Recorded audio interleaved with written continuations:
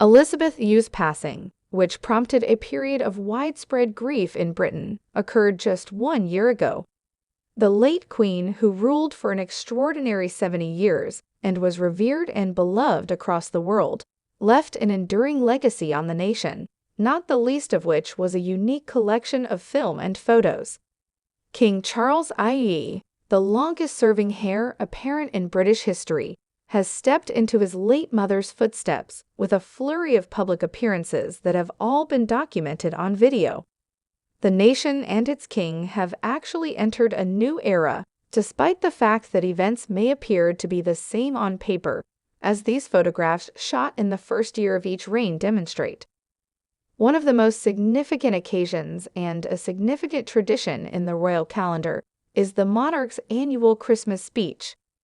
While the late Queen's address was broadcast live on radio from Sandringham House in Norfolk on December 25, 1952, the late King Charles' first speech was recorded for television in the choir of St. George's Chapel at Windsor Castle on December 13, 2022.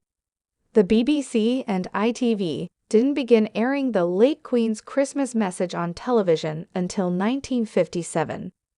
Both monarchs took the opportunity during their inaugural addresses to honor their forebears and the country that shared in their grief. The birthday of the monarch is commemorated by the annual Trooping the Colour Parade. Since Edward VII, the king's great-great-grandfather, shifted the celebration to June in hopes of favorable weather, his real birthday was in November, the custom has persisted. Although it was the first Saturday of her reign, on June 5, 1952, Queen Elizabeth Yu chose the movable date of the second Saturday in June for hers. King Charles' official birthday is celebrated on the third Saturday in June, which fell on June 17, 2023 this year. During the parade, they both rode horses, but because his hair was older than he was, King Charles was permitted to ride with his son, Prince William. The Chelsea Flower Show is still running strong today, despite all the changes that have occurred in Britain since 1952. 3 months after ascending to the throne, on May 20, 1952, the late Queen went to her first performance as monarch. Henry Claren, 2nd Baron Aberconway, is with her. On May 22, 2023, King Charles made his first appearance at the performance in his capacity as king, joining the Queen, the Duke and Duchess of Gloucester, Prince and Princess Michael of Kent, and Princess Alexandra. He could be seen here stopping by the Great Pavilion's Raymond Evison Clematis stand. King Charles' first year on the throne was significantly different from the late Queen's because her hair was just 4 years old. On September 28, 1952, the young Prince Charles is playing in a toy automobile as the 26-year-old Queen spends time with him in the Balmoral grounds. William, the current Prince of Wales, was 40 years old when his father ascended to the throne. He has already demonstrated his readiness to take the lead in assisting his father by playing an active role in the planning of the coronation, among other royal responsibilities. One royal insider stated of Prince William and Princess Catherine, "As a family, the focus is on supporting and serving the king." Queen Elizabeth Yu's coronation technically didn't occur in the first year of her reign. The late Queen had to wait approximately 15 months between ascending to the throne and being crowned on 2 June 1953 due to the difficulties in organizing the ceremony. King Charles similarly endured a brief wait, only 9 months, before his coronation.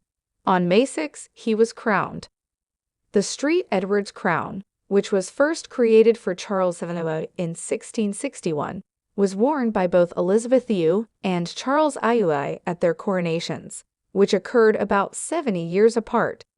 It is made of 2.23 kilograms of 22-karat gold and has 444 exquisite and expensive gemstones.